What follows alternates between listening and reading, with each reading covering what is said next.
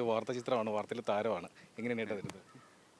ഇന്നലെ രാവിലെ ഒരു മാധ്യമപ്രവർത്തകരെല്ലാം ഈ കോൺഗ്രസ് MLA ആദ്യത്തെ പാർലമെൻ്ററി പാർട്ടി യോഗം കവർ ചെയ്യാനായിട്ട് KPCC ഉണ്ടായിരുന്നു.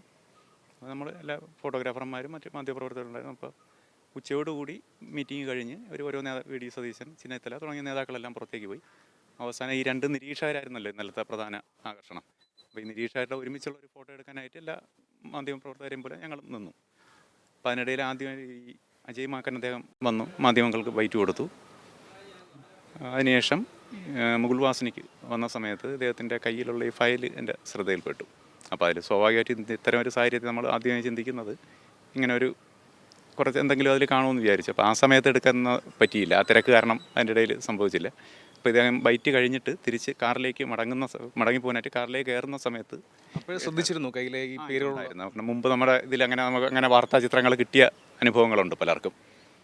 ഈ ഈ ചില കയ്യിലൊക്കെയുള്ള കുറിപ്പുകളും ചില കുറിപ്പുകൾ പൊക്കി കാണിക്കുന്ന സമയത്ത് യാദൃച്ഛികമായിട്ടൊക്കെ പകർത്തുന്ന GS കാരാട്ടിന് ഒരു കുറിപ്പ് കൊടുത്ത് അതൊക്കെ ഓർമ്മയിൽ വന്നു. അന്ന് ഞങ്ങളുണ്ടായിരുന്ന ഫംഗ്ഷനിൽ നിന്നാണ് മനോരമയിലെ ഫോട്ടോഗ്രാഫറായിട്ടുള്ള മനോജ് ചേമഞ്ചേരി ആ ഫോട്ടോ എടുക്കുന്നത്. അന്ന് ആ സമയത്ത് അത് ഏറ്റവും വലിയ ഒരു വിവാദമായി ഉണ്ടാക്കിയൊരു ചിത്രമായിരുന്നു. പിന്നെ സരിതയുടെ പേര് വരുന്നൊരു കുറിപ്പ് പൊക്കി കാണിക്കുന്നു. അപ്പോൾ അങ്ങനെ ഒരു ഓർമ്മയുള്ളതുകൊണ്ട് നമുക്കത് ക്യാച്ച് ചെയ്യാൻ പെട്ടെന്ന് എളുപ്പമായിരുന്നു. നമ്മളെല്ലാവരും പത്ര ഫോട്ടോഗ്രാഫറെ പ്രത്യേകിച്ചും ശ്രദ്ധിക്കും. ഇത് അങ്ങനെ സംഭവിച്ചതാണ്.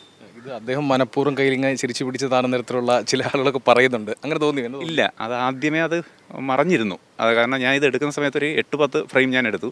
അതിൽ ആദ്യം എടുത്തൊരു 4-5 ഫ്രെയിമിലെല്ലാം തന്നെ പുള്ളിയുടെ ഷോൾ കൊണ്ട് ഇതെല്ലാം മറഞ്ഞ ഷോളും ഫോണും കാരണം ഈ ഒരു പേരും വായിക്കാൻ പറ്റാത്തത്. അദ്ദേഹം കാറിലേക്ക് കയറുന്ന ബോണറ്റ് ക്രോസ് ചെയ്ത് വരുന്ന സമയത്ത് പുറകിൽ PC വിഷ്ണുനാഥ് MLA ഉണ്ടായിരുന്നു. അപ്പോൾ അദ്ദേഹം എന്തോ കാല് തട്ടി പുറകോട്ട് വീണു.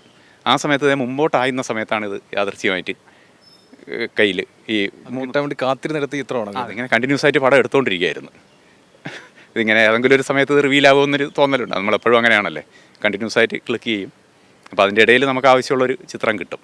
ന്യൂസ് ഫോട്ടോയിൽ എപ്പോഴും നമ്മൾ കറക്റ്റ് ഇതിപ്പോൾ 12 എടുത്തു. ആ 12 എത്ര ചിത്രം ഉണ്ടായിരുന്നു പേരുകളുള്ള? 3 ചിത്രം. 12 അല്ല, അതിൽ കൂടുതലുണ്ടെന്ന് തോന്നുന്നു, ഞാൻ നോക്കിയില്ല. എങ്കിൽ 3 ചിത്രത്തിൽ പേരുള്ള 3 ചിത്രമുണ്ട്.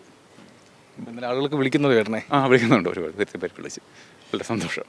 എന്തായാലും ഇന്നത്തെ വാർത്താ ചിത്രം എടുത്ത ആളാണ്, അദ്ദേഹമാണ് സംസാരിച്ചത്. ചന്തു പ്രഭുവിനൊപ്പം ബിനിൽ ലീല, സാബു, ന്യൂസ് മലയാളം, തിരുവനന്തപുരം.